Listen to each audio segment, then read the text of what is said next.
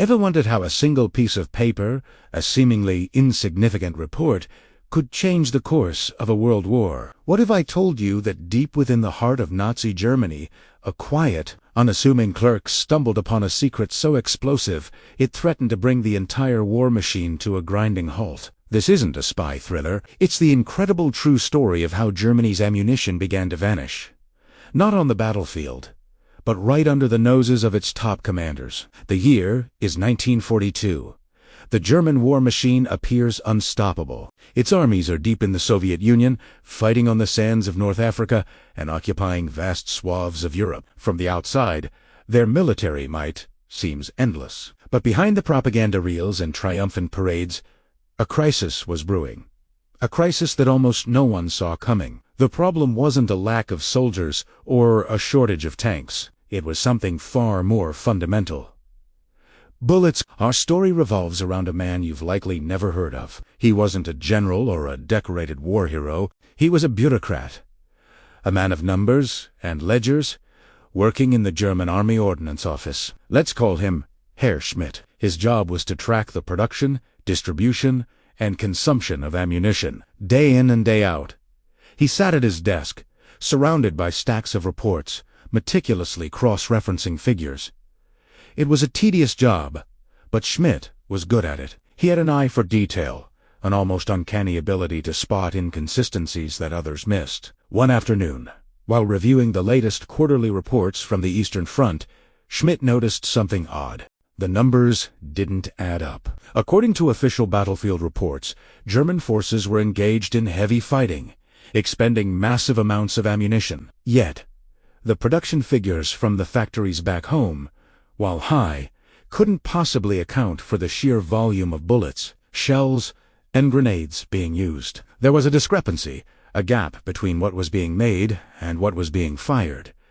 At first, he dismissed it, a clerical error. Perhaps a misplaced decimal point. Such things happened in the chaos of war. He double-checked his calculations. He triple-checked them.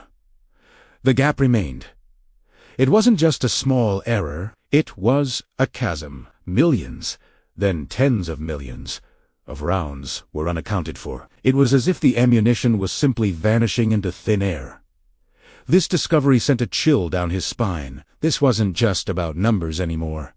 This was about the lifeblood of the army. An army without ammunition is just a crowd of men waiting to be defeated. Schmidt knew he had to report his findings.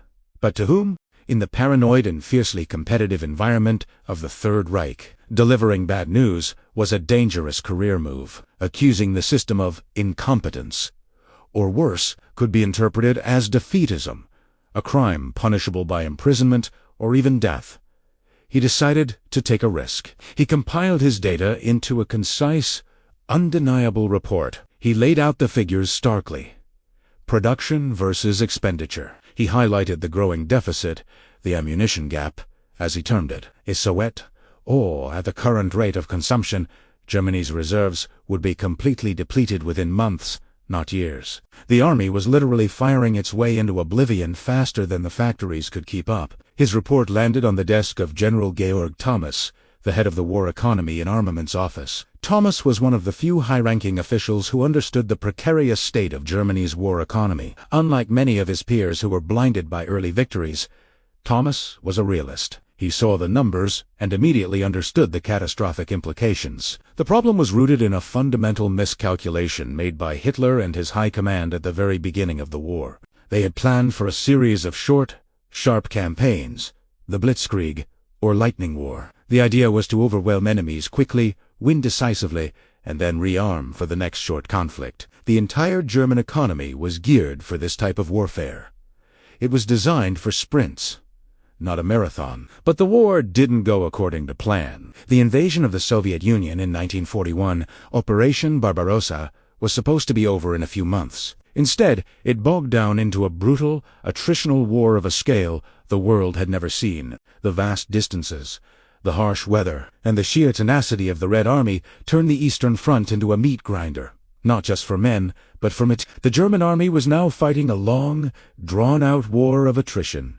A war its economy was simply not designed to sustain. Factories that were supposed to be producing for a short burst of activity were now running flat out, day and night, and still couldn't meet the insatiable demand from the front. Schmidt's report was the statistical proof of this strategic failure. It showed that the consumption of artillery shells, for example, had skyrocketed 2 levels far beyond anyone's worst-case projections. A single division on the Eastern Front could expend more ammunition in 1 week of heavy fighting than was planned for an entire month. Multiply that across hundreds of divisions, along a front stretching for thousands of miles, and you can begin to see the scale of the crisis. General Thomas took Schmidt's report and used it to sound the alarm. He presented the findings to the highest levels of the military leadership.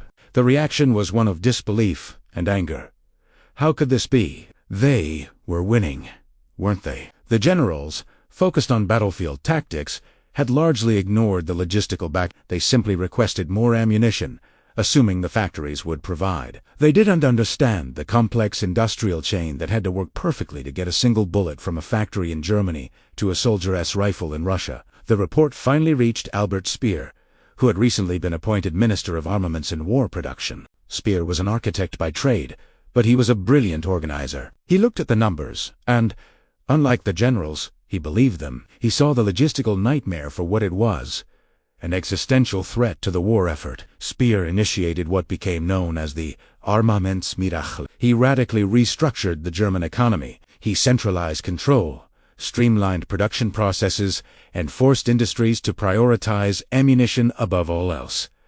Civilian production was slashed. Resources were redirected. Women were conscripted into factory work on a massive scale. Speer used every tool at his disposal: persuasion, intimidation, and brutal efficiency to close the ammunition gap. For a time, it seemed to work.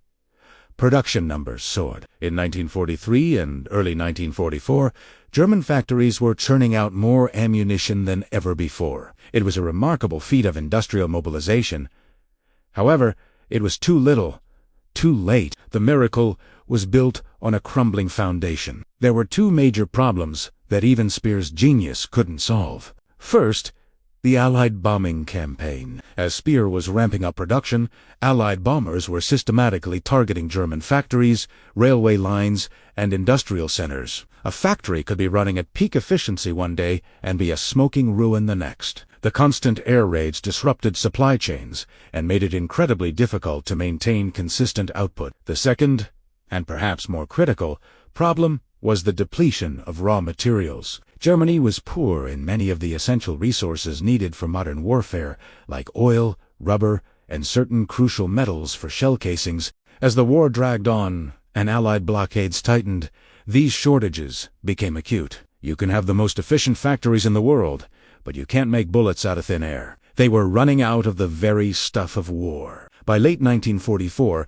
the situation was catastrophic. The initial crisis uncovered by the quiet Clerk had returned with a vengeance. German units on both the eastern and western fronts were frequently ordered to conserve ammunition. Artillery batteries were sometimes limited to firing only a few shells per day. Infantrymen were told to make every single bullet count. Imagine being a soldier facing an overwhelming enemy assault, knowing you have only a handful of rounds left in your rifle. This was the reality for countless German soldiers in the final year of the war. The Battle of the Bulge in December 1944 was the final, desperate gamble. It was a massive offensive intended to split the Allied armies in the West. But it was fatally undermined by the very problem identified by Herr Schmidt years earlier. German armored columns ran out of fuel, and their infantry ran out of ammunition. The offensive sputtered and failed, not just because of Allied resistance, but because its own logistical tail had collapsed. So, what does this story tell us? It reveals a crucial truth about warfare that often gets overlooked in tales of grand battles and heroic generals. Wars are not won by courage alone. They are won by logistics. They are won by industry, by supply chains, by the relentless, unglamorous work of producing and delivering the tools of combat. The discovery made by that one diligent clerk in the Ordnance Office was more than just a statistical anomaly. It was the first tremor of the earthquake that would ultimately shatter the Third Reich. It exposed the fatal flaw in their entire war strategy. The arrogance of believing that a short, violent sprint could conquer a world that was prepared to run a marathon. The quiet clerk's ledger, in its own way, was as powerful a weapon as any tank or bomber, because it told a truth that the leadership refused to see until it was far too late. It's a stark reminder that behind the headlines of history, it's often the quiet work of ordinary people, the meticulous analysts, and the unsung bureaucrats who uncover the secrets that truly shape our world.